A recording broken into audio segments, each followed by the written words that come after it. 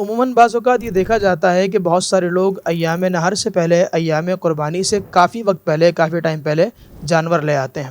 اور جانور لانے کے بعد پھر اس جانور کو وہ بیچ دیتے ہیں، آگے سیل آؤٹ کر دیتے ہیں۔ تو اب اس حوالے سے سوال یہ کیا جاتا ہے کہ اگر کوئی بندہ جانور خرید کر لے آیا اور قربانی سے پہلے یعنی ایام قربانی سے پہلے وہ جانور کو بیچ دیتا ہے، تو اس کے بعد کیا اس پر قربانی لازم ہوگی یا نہیں ہوگی، اور اس کا بیچنا درست ہوگا یا نہیں ہوگا؟ تو اس کے حوالے سے تفصیل یہ ہے کہ جو جانور خرید کر لے کر آ رہا ہے، اگر وہ فقیر شرعی ہے، اور فقیر شرعی کی تعریف میں نے کئی بار آپ کے سامنے ذکر کر دی، یعنی وہ بندہ کہ جس کے پاس کچھ نہ ہو یا ہو لیکن وہ اس کی ضروریات زندگی کا ہو، یا ضروریات زندگی سے زیادہ ہو لیکن وہ اتنا زیادہ نہ ہو کہ جس کی مالیت 52.5 تولہ چاندی کی قیمت تک پہنچتی ہو، یعنی اس سے کم ہو، تو اسے کہا جائے گا فقیر۔ تو اگر وہ جانور لا کر آگے بیچنے والا فقیر ہے تو چونکہ فقیر پر اسی جانور کی قربانی لازم تھی، جب اس نے اس جانور کو آگے بیچ دیا ہے تو اس پر دوسرا جانور خریدنا شرعی طور پر لازم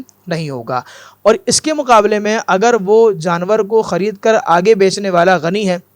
اور غنی کے متعلق تفصیل میں نے یہ ذکر کی تھی کہ جس کے پاس ضروریات زندگی یعنی حاجت اصلیہ سے زائد 52.5 تولہ چاندی کی قیمت یا اس سے زیادہ مال موجود ہو تو وہ کہلاتا ہے غنی۔ تو اگر یہ کام غنی نے کیا ہے تو اب یہ دیکھا جائے گا کہ غنی نے جو دوسرا جانور خریدا ہے وہ اسی قیمت کا ہے، اس سے زیادہ قیمت کا ہے، یا اس سے کم کا ہے۔ اگر اس نے اسی قیمت کا جانور خریدا ہے تو کوئی مسئلے والی بات نہیں ہے، اور اگر اس سے زیادہ قیمت کا جانور خریدا ہے تو پھر بھی ٹھیک ہے، اور اگر سابقہ جانور سے کم قیمت کا جانور خریدا ہے تو فقہا نے فرمایا کہ اتنی رقم، اتنی قیمت اس پر صدقہ کرنا لازم ہے۔ یعنی پہلے اس نے جانور خریدا تھا مثال کے طور پر 2 لاکھ روپے کا، اور اس جانور کو بیچ کر اب یہ خرید رہا ہے 170 کا، تو جو بقیہ 30,000 روپے اس غنی کے پاس ہیں، اس پر اس 30,000 کو صدقہ کرنا یہ لازم ہوگا۔